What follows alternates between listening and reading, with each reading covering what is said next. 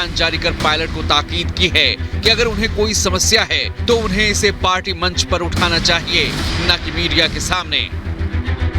लेकिन अब pilot are पार के मूड में है। अब तक कई बार राजस्थान में गहलोत और पायलट के खिलाफ वर्चस्व की लड़ाई हो चुकी है, लेकिन अब पायलट ने न झुकने का मन बना लिया है और मुद्दा भी ऐसा चुना है जिससे वो बीजेपी और गहलोत दोनों को एक साथ घेर सकें। पायलट के अनशन पर कांग्रेस में दो फाड़ है। कुछ लोग घर की बात घर में रखने की बात कर रहे हैं, तो कुछ नेता पायलट के कदम को सही बता रहे हैं। जो भी बात है वो घर में होनी चाहिए ना, घर से बाहर नहीं होनी चाहिए।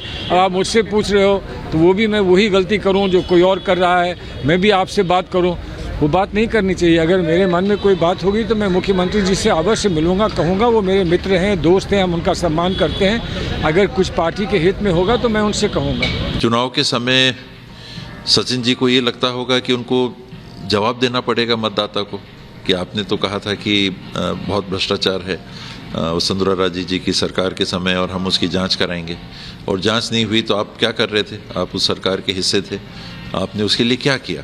आप हमारे पास वोट मांगने के लिए फिर से आए हो अपने लिए, आपको हम कैसे वोट दें? जो बातों को आपने कहा उनको आपने पूरा नहीं किया।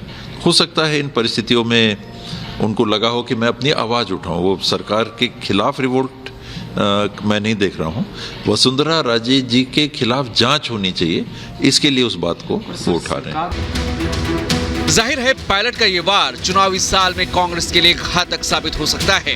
अपनी ही सरकार को घेरने का पायलट का ये दांव चुनाव में कांग्रेस को महंगा पड़ सकता है।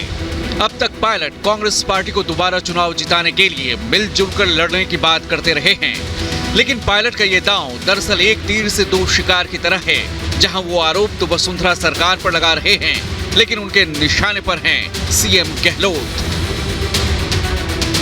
दरअसल सचिन पायलट कांग्रेस आलाकमान पर चुनाव से पहले नेतृत्व के मुद्दे को हल करने का दबाव बना रहे हैं, और अगर पार्टी ऐसा नहीं करती तो शायद पायलट कुछ बड़ा कदम भी उठा सकते हैं। लबो-लुआब ये है कि कांग्रेस में पायलट के सब्र का बांध टूट चुका है और अब पार्टी में वो दरकिनार किए जाने के मूड में कतई नहीं है। आज पायलट अपने अनशन में समर्थक मंत्रियों और विधायकों को साथ में नहीं रखेंगे। मंत्री और विधायकों को साथ रखने की जगह पायलट अपने आम समर्थकों के साथ अनशन करेंगे। अब तक राजस्थान में पायलट और गहलोत के बीच कई बार वर्चस्व को लेकर जंग हो चुकी है और अब तक गहलोत कुर्सी बचाए रखने में कामयाब रहे हैं, लेकिन अब पायलट का ये दांव कांग्रेस के लिए करो या मरो जैसा है। वसुंधरा से मिली भगत का आरोप गहलोत को भारी पड़ सकता है। अब देखना होगा कि कांग्रेस आज दोपहर अपनी प्रेस कॉन्फ्रेंस में पायलट की मांग और आगे की रणनीति पर मीडिया के सामने क्या पक्ष रखती है। Bureau report, Republic Bharat.